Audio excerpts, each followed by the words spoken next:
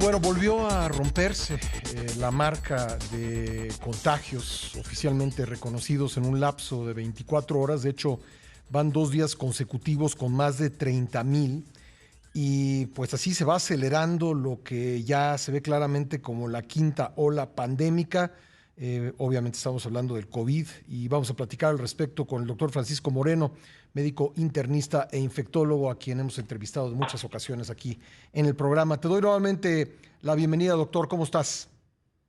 Buenos días, Pascal. Un gusto estar contigo y con tu auditorio. Bueno, pues, ¿cómo pintan las cosas por todos lados? Yo creo que quienes nos escuchan seguramente tendrán esa experiencia. Por todos lados estamos conociendo de casos de contagio. Sí, es evidente que estamos teniendo una ola de contagios muy alta. Ya únicamente supera la cuarta ola, la que ocurrió cuando llegó Omicron en nuestro país. Ya superamos los días de más casos de la tercera, segunda y primera. Y creo que pues está influenciada por tres factores. El primero es si ha habido una disminución en las medidas preventivas por parte de la sociedad, cansancio, fatiga pandémica, lo que sea, pero pues hay que entender que el virus no entiende de esas cosas y que tenemos Ujú. que seguirnos cuidando. El segundo factor es evidentemente la llegada de estas nuevas subvariantes que no respetan inmunidad previa, que si tú ya tuviste COVID, no importa, te vuelve a dar COVID, y que también están siendo mucho más, se escapan mucho más a las vacunas en el sentido de que te protegen de enfermedad grave o mortalidad, pero te contagias más fácilmente. Y la tercera es que creo que estamos pagando un retraso en la vacunación de los niños, porque ha habido una cantidad de niños contagiados que es mucho mayor a lo que había ocurrido en las otras olas. Y esto es directamente consecuencia de esa necedad que hubo para empezar a vacunar a los niños, lo cual sigue siendo todavía muy lento Ujú. y pues no logramos superar un porcentaje de población que tenga vacunación completa. Eso se ha demostrado en otros países en donde pues la quinta ola no superó a la tercera y en México lo está haciendo. Y la razón es una culpa directa de la autoridad por la necedad de no haber querido vacunar a niños a tiempo y en forma. Bueno, ahora en cuanto a los síntomas, doctor, ¿qué estamos viendo? No tengo muy claro, sabemos que son, bueno, suponemos que son subvariantes de Omicron, pero no tengo muy claro si lo que está circulando por el país es la BA2, la BA4 o la BA5. ¿Qué nos puedes decir al respecto? Pues mira, es que nadie lo tiene claro porque desafortunadamente tenemos una secuenciación bajísima. Ujú. Entonces, el Consorcio Mexicano de Genética publicó en junio, a finales de junio, que ya había un 25% de casos de BA4 y BA5. Entonces, seguramente en estas semanas van a ser las variantes predominantes. Como se ha visto con BA4 y BA5, el escape a la inmunidad es mucho más alto.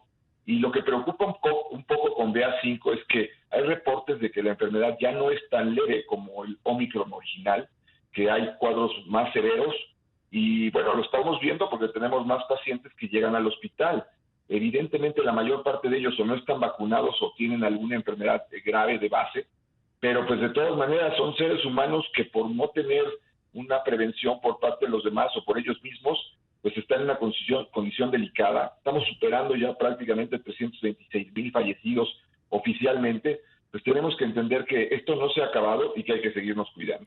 El especialista español Gorka Uribe me decía el otro día aquí que hay una diferencia entre BA2 por un lado y BA4 y 5 por otro, que si bien el Omicron original y BA2 afectaban más las vías respiratorias altas, con BA4 y BA5 otra vez se ve la infección, la afectación al pulmón.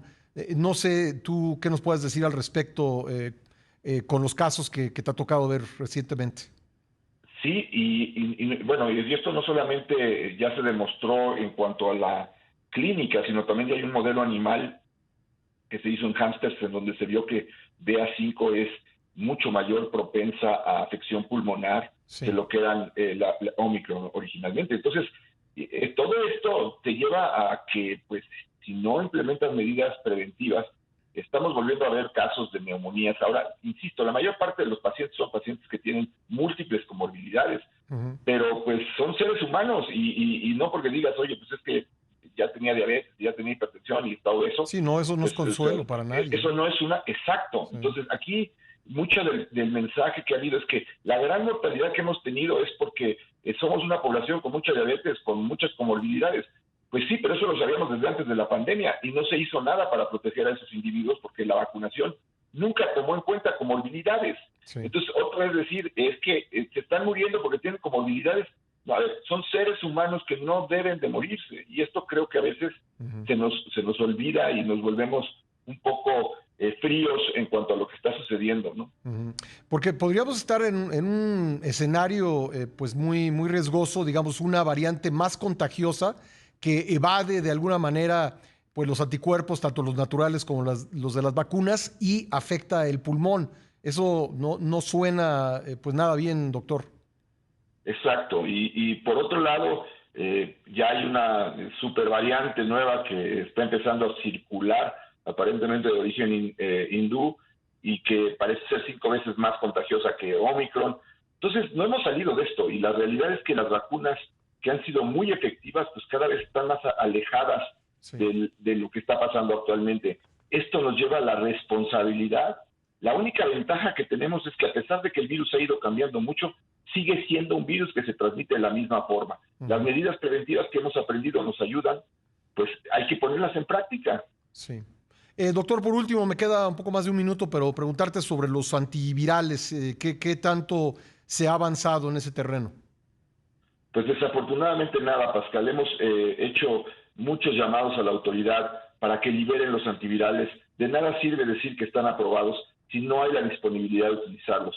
Para que tengas una idea, en Estados Unidos acaban de autorizar a los farmacéuticos de que con una prueba positiva ellos pueden surtir uno de los medicamentos que se llama Paxlovid, siempre y cuando cumplas unos criterios, y te lo dan gratis. Aquí en México ni siquiera tenemos la disponibilidad de tenerlos. Evidentemente sí lo tiene la autoridad, y ellos se los dan a quien quieren, como quieren y cuando quieren, así como las vacunas. O sea, por ejemplo, tú como médico no puedes recetar el Paxlovid. No, porque no hay ninguna farmacia que lo vaya a dispensar, porque no está circulando, lo tienen como biológico de emergencia. Eso les permite a ellos usarlo para quienes ellos quieren, pero no los ponen disponibles para la sociedad que lo necesita. Bueno, doctor, pues te agradezco mucho, como siempre, la posibilidad de conversar y pues a seguirnos cuidando. A seguirnos cuidando, Pascal. Gracias a ti y un saludo a tu auditorio. Gracias, el doctor Francisco Moreno.